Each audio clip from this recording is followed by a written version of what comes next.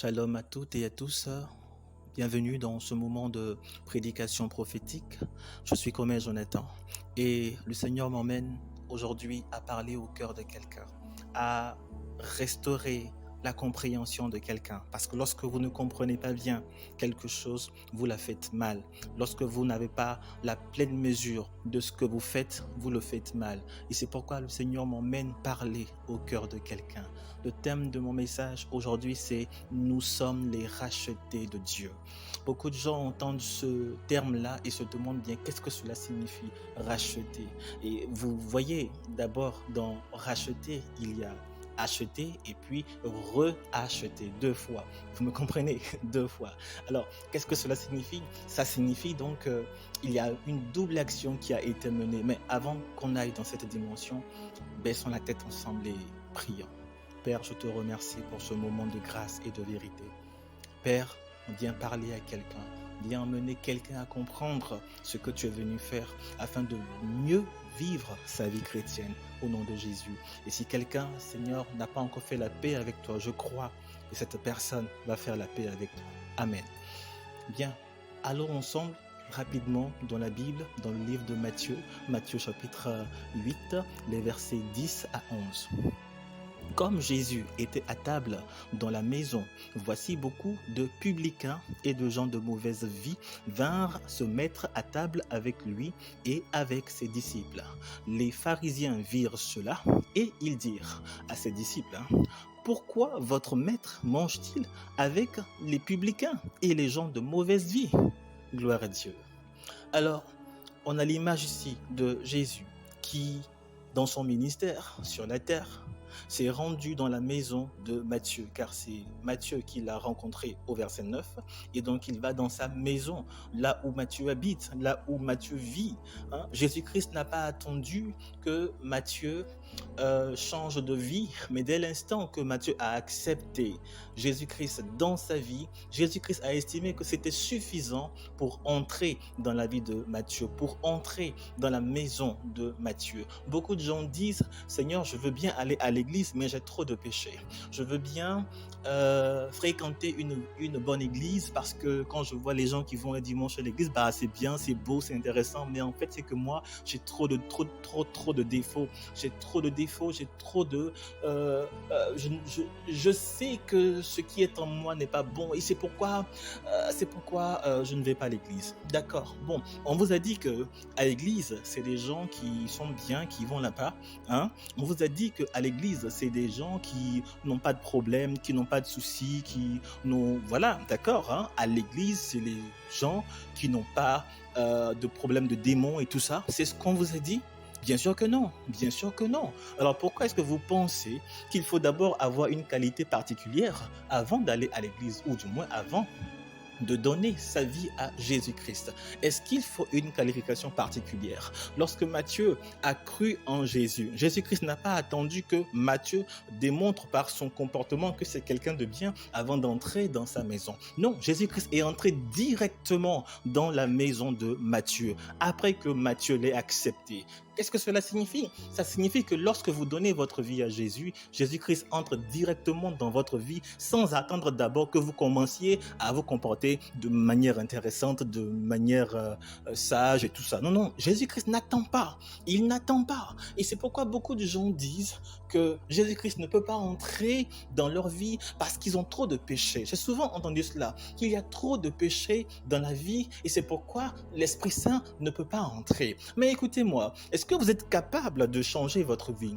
Est-ce que vous êtes capable de changer votre comportement? Est-ce que vous êtes capable d'améliorer votre comportement? C'est quand même étrange parce que si l'homme était capable de mieux se comporter, si l'homme par ses propres moyens était capable d'agir convenablement, Jésus-Christ ne serait pas venu sur la terre. Il serait resté au ciel tranquillement parce que l'homme n'aurait pas besoin de lui. Mais c'est parce que l'homme est incapable. C'est parce que l'homme ne peut pas changer de vie. Il ne peut pas transformer son comportement. L'homme ne peut pas changer sa nature. Car c'est de cela qu'il est question ici. Il n'est pas question de on vole pas, on ment pas, on triche pas. Mais il est question de votre nature.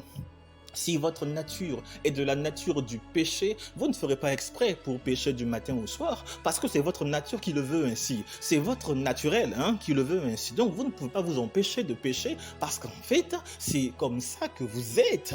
Donc lorsque Dieu vient dans votre vie, il ne vient pas pour vous apprendre des leçons de morale. Écoutez-moi, est-ce que je parle à quelqu'un? Quand Jésus-Christ entre dans votre vie, il ne vient pas pour vous apprendre des leçons de morale. Quand Jésus-Christ entre dans votre vie, c'est pour changer votre nature. C'est pour changer votre naturel. Mais il y a un souci. Il y a beaucoup de gens qui luttent avec Dieu, qui luttent avec sa parole parce qu'ils n'arrivent pas à faire la différence entre la conviction, la décision que j'ai prise de donner ma vie à Jésus et les comportements de ma vie au quotidien. Écoutez-moi, ce qui est de votre ressort, c'est de prendre la décision d'accepter Jésus tel que votre Seigneur et Sauveur personnel. Mais ce qui est de votre comportement, ça c'est le rôle de Jésus-Christ. C'est le rôle de Jésus-Christ quand vous l'aurez accepté dans votre vie.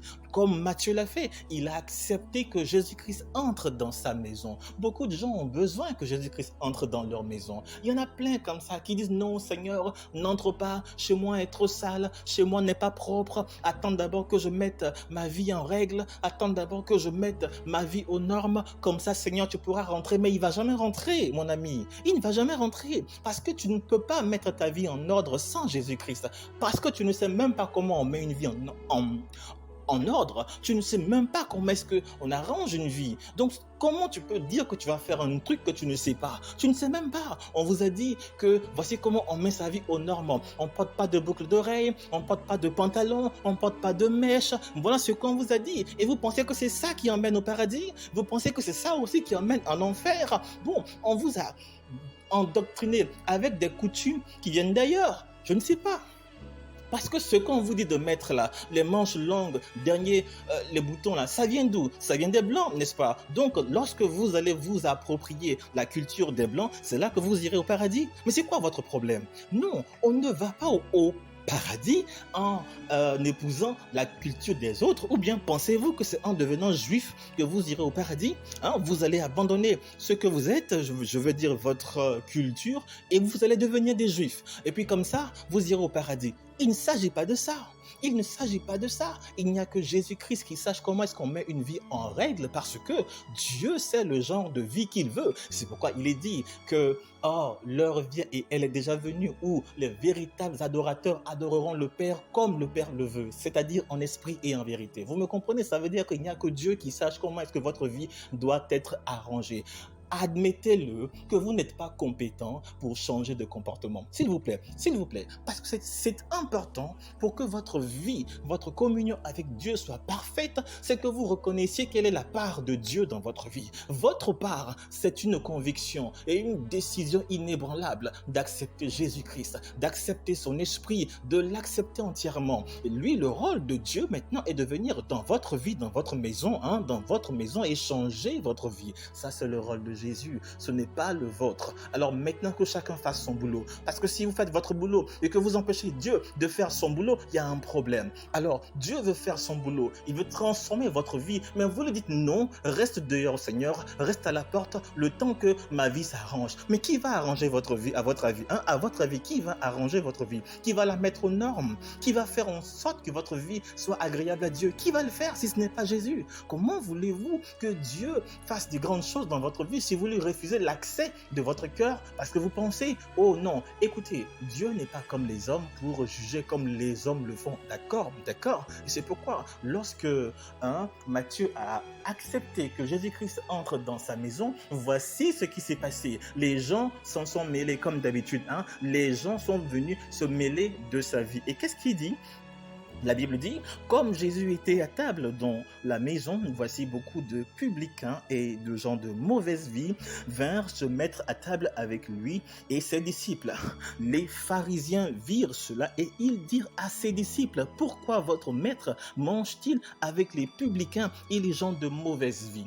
Ah, voilà un truc intéressant. C'est-à-dire que, en fait, lorsque vous devenez un chrétien, en principe, selon certains, vous devez vous barricader. Vous n'avez plus d'amis, vous n'avez plus de relations avec l'extérieur. Vous êtes complètement dans votre coin là. Voilà, vous êtes dans votre petit royaume de Dieu là. Mais de quoi est-ce qu'il s'agit? Et la Bible dit que Christ est venu pour les malades, pour ceux qui sont en mauvaise santé. Ça veut dire que ceux qui vont à l'église là, c'est ceux qui ont besoin de Dieu qui y vont. C'est ceux qui ont besoin que Dieu transforme leur vie qui y vont. Donc ce ne sont pas les gentils qui vont à l'église, ce sont les méchants. Mais c'est bizarre. Pendant un moment, on pourrait croire que à l'église, il n'y a que des bonnes personnes qui y vont. Il n'y a que des gens respectables, aimés qui y vont. Donc quand on vous voit avec quelqu'un qui ne va pas à l'église comme vous, on se dit, bah est-ce que vous n'êtes pas un peu d'accord? Mais le monde ne tourne pas autour de vous, d'accord? Le monde ne tourne pas autour de votre église, d'accord? Vous devriez le savoir. Le monde, ce n'est pas votre église. Donc, essayez, comme Jésus-Christ l'a fait, d'avoir l'esprit un peu ouvert. Parce que ceux qui ont besoin véritablement d'être sauvés, d'être touchés par le Seigneur, il y en a beaucoup encore qui sont à l'extérieur de vos églises. Hein? Il y en a beaucoup qui sont encore à l'extérieur de là où vous allez à l'église. Donc, ne vous dites pas, d'accord, ceux qui sont à l'intérieur, c'est eux que Dieu va toucher. Mais l'église est venue pour appeler ceux qui sont à l'extérieur, pour entrer à l'intérieur. Mais les églises sont fermées maintenant sur elles-mêmes et on fonctionne en réseau. C'est pas mauvais, mais par rapport à l'évangélisation, ça c'est mauvais. Et c'est pourquoi Jésus-Christ est venu, pas dans le but de créer une église, mais dans le but d'appeler des gens qui ont besoin, des gens qui savent qu'ils ont des problèmes, qui savent qu'ils ont des limites et qui acceptent que Jésus-Christ en parle et qui acceptent que Christ mette le doigt sur ce qui ne va pas pour les aider. C'est de ce genre de personnes-là que Christ a besoin, que Dieu a besoin. Et c'est pourquoi nous sommes des rachetés. Je vais maintenant vous expliquer pourquoi est-ce que nous sommes des rachetés. Écoutez, il y a eu une première transaction. La première transaction, c'est lorsque Adam et Ève vont livrer leur vie et leur devenir à Satan. Ça, c'est la première transaction. C'est-à-dire que Satan est venu quelque part acheter l'âme d'Adam et Ève, donc l'âme des hommes et des femmes. C'est bien cela qui s'est passé lorsque Adam et Ève ont préféré croire Satan plutôt que de croire Dieu. Ce qui s'est passé, c'est qu'il y a eu une transaction entre Adam, je veux dire entre Dieu et Satan, mais ce qui se vend, c'est en fait l'homme, d'accord? Donc l'homme, lorsqu'il croit au diable, c'est comme si le diable achète l'homme dans la main de Dieu. Et lorsque l'homme décide de croire en Dieu, c'est comme si Dieu vient racheter l'âme de l'homme dans la main de Satan. Vous me comprenez? C'est une question de foi, une question de croyance. Lorsque vous croyez en Satan, lorsque vous croyez en ce que le diable dit, en la vie de ce monde, dans les lois et les principes de ce monde, quand vous croyez en ça, c'est que Satan vous a acheté. Lorsque vous revenez et que vous croyez de nouveau à Dieu et en sa parole et en son amour, c'est comme si Dieu vous rachetait. Nous sommes des rachetés, nous qui avons cru en Jésus, nous qui croyons que c'est le rôle de Dieu de changer notre vie. Est-ce que vous le savez? C'est le rôle de Dieu. Ce n'est pas votre rôle de changer de comportement. Si vous le pouviez, Jésus-Christ ne serait pas venu sur la terre. Ce n'est pas votre rôle de changer de comportement. Écoutez, donnez cela à Dieu parce que c'est lui qui peut le faire. Ce que Dieu attend de vous, c'est que vous ayez une ferme croyance, une ferme conviction que Jésus-Christ est le Fils de Dieu, celui qui revient bientôt et celui qui vous a racheté par votre foi. Tant que vous croyez, vous êtes des rachetés. Tant que vous croyez et que vous tenez bon dans votre foi en Jésus, vous êtes des rachetés. Oui, parce que votre foi permet à Dieu de vous racheter. Vous me comprenez? Votre croyance, votre conviction, votre détermination à marcher sur le chemin de Jésus-Christ fait de vous des rachetés. Nous sommes des rachetés. Christ est celui qui nous a rachetés. Et parce que c'est en lui cette fois-ci que nous croyons. C'est de son côté que nous nous tournons. Nous avons tourné le dos d'avec le mensonge du diable, d'avec les principes de vie du diable. Nous avons tourné le dos à Satan pour regarder du côté de Jésus-Christ. Et voilà pourquoi est-ce qu'il nous a rachetés. C'est pour ça qu'il nous a rachetés. Alors maintenant, essayez de mener une vie simple, s'il vous plaît. Essayez maintenant de mener une vie tranquille et simple parce que le seul juge habilité à vous juger, c'est Dieu et personne d'autre. Je vous le dis, même moi, je ne suis pas habilité à vous juger. C'est pourquoi je vous exhorte à être rempli du Saint-Esprit plutôt que d'être rempli du jugement des gens. Parce que des pharisiens, il y en a beaucoup. Hein? Des pharisiens, il y en a même trop, en train de dire, ah, celui-là, il pense qu'il est chrétien, voilà comment est-ce qu'il se comporte. Ah, celle-là, elle dit qu'elle est une chrétienne, mais voilà comment est-ce qu'elle se comporte. Est-ce que les chrétiens se comportent comme ça? Est-ce qu'un pasteur parle comme ça? Est-ce qu'un pasteur... Mais qu'est-ce que vous savez? Hein? Qu'est-ce que vous savez? Hein? Vous-même qui dites ça là, qu'est-ce que vous savez du fait d'être un chrétien? Qu'est-ce que vous savez du fait d'être un pasteur? J'aimerais savoir, qui vous a appris ça? Qu'est-ce que vous savez? Qu'est-ce que vous savez? Et ils sont pleins comme ça à dire, est-ce qu'un pasteur parle comme ça? Est-ce qu'un chrétien marche comme ça? Est-ce que mec, vous-même là, qu'est-ce que vous savez de ça? Vous n'en savez rien. Et c'est comme ça, ces pharisiens-là, on dit, est-ce que Jésus-Christ est vraiment un prophète? Regarde, il marche avec les païens. Est-ce que c'est vraiment un prophète? Est-ce que c'est vraiment le Messie? Comment un Messie peut manger avec des païens? Comment un Messie peut boire avec des païens? Est-ce que c'est vraiment le Messie? Qu'est-ce que vous en savez? Qu'est-ce que vous savez? Ce n'est pas à vous de dire ce que Dieu a à faire. Alors, n'essayez pas de vous apprécier en fonction du jugement des autres.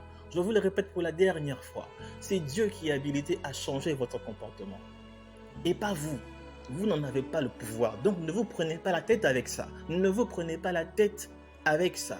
Chaque fois que vous priez, dites « Seigneur, c'est toi qui es habilité à transformer ma vie et mon comportement. Moi, tout ce que j'ai à faire, c'est à croire dur comme fer que tu es Seigneur. C'est à être déterminé à croire que tu es mon Dieu, à me maintenir dessus et à ne pas me détourner de cela. C'est ça mon travail en tant que racheté. C'est ça mon travail. Tant que je le ferai, je resterai un racheté. Pour le reste, Seigneur, ça c'est ton travail. Car je n'en ai pas les moyens ni les compétences. Mais je vais croire en toi. Je vais croire en toi même quand mon comportement sera bizarre. Je vais croire en toi. Même quand je serai poussé vers des choses qui sont étranges, je vais croire en toi. Je vais continuer de croire en toi. Et je sais, papa, qu'au moment venu, quelque chose se passera dans ma vie. Je le sais, je le crois, je le vois et je le vis au nom de Jésus-Christ. Amen.